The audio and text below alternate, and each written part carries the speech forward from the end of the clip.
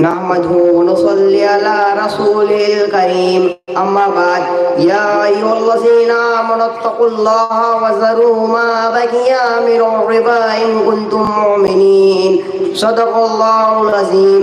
محترم حضرات، معزز حاضرین، السلام علیکم ورحمۃ اللہ وبرکاتہ. سود ایک بدترین گناہ ہے، سخت ترین لعنت ہے. ایسی لعنت کے جو اس کا شکار ہوا تباہی و بربادی اس کے زندگی کا حصہ بن گئی.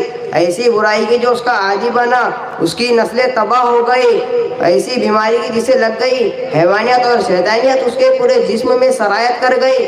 آج دنیا جن خرابیوں اور پریشانیوں سے دوچار ہے ان میں سود کا بہت بڑا ہاتھ موجود ہے. دراصل سودی کے کاروبار کے موجود ٹھیکیدار اسرائیل بدخصلت یہودی ہے جو پوری دنیا کو غربت و افلاس کے جال میں پھنسانے کی کوشش کر رہی ہے. انہوں نے لوگوں کے ذہنوں میں بات بٹھا دی ہے کہ سود کے بغیر دنیا کا کوئی کام نہیں چل سکتا. پھر ایک اور دھوکہ یہ دیا کہ سود کا نام تبدیل کریں گے لوگوں کے سامنے پیش کر دیا. کبھی لون کا نام دے کر سود کا بڑھاوا، تو کبھی LIC کے نام پر سود کا کاروبار، تو کبھی سنگا کے نام پر سود کا پرچار.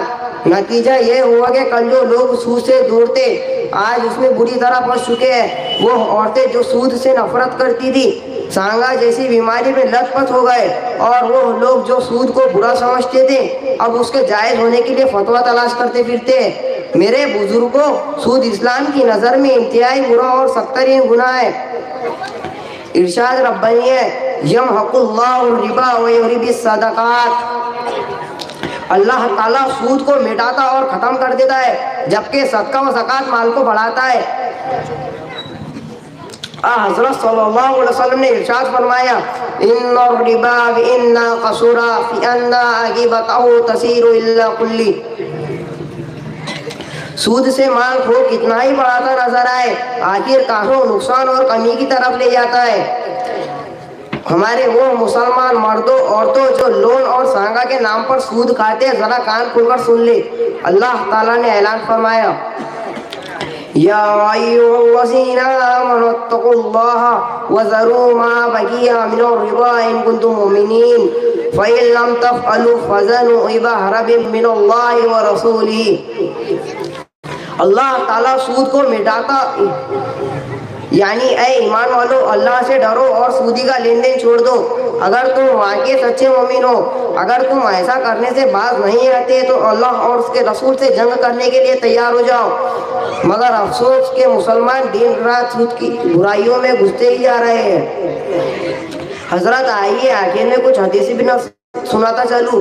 اللہ کے نبی صلی اللہ علیہ وسلم نے ارشاد فرمایا، جو شخص جان بوجھ کر سود کا 1 درہم کھائے تو 36 دفعہ زنا کرنے سے زیادہ سخت ہے. فرمایا اور فرمایا سود کے 70 درجے ہیں جن میں سے سب سے ہلکا یہ ہے کہ آدمی اپنی ماں سے زنا کرے. استغفر اللہ. آپ صلی اللہ علیہ وسلم نے فرمایا، معراج کی رات میں ایسے لوگوں پر سے گزر ہوا جن کے پیٹ گھڑو جیسے بڑے بڑے تھے، ان میں سانپ بھرے ہوئے تھے. میں نے جبرائیل سے پوچھا یہ کون لوگ ہیں؟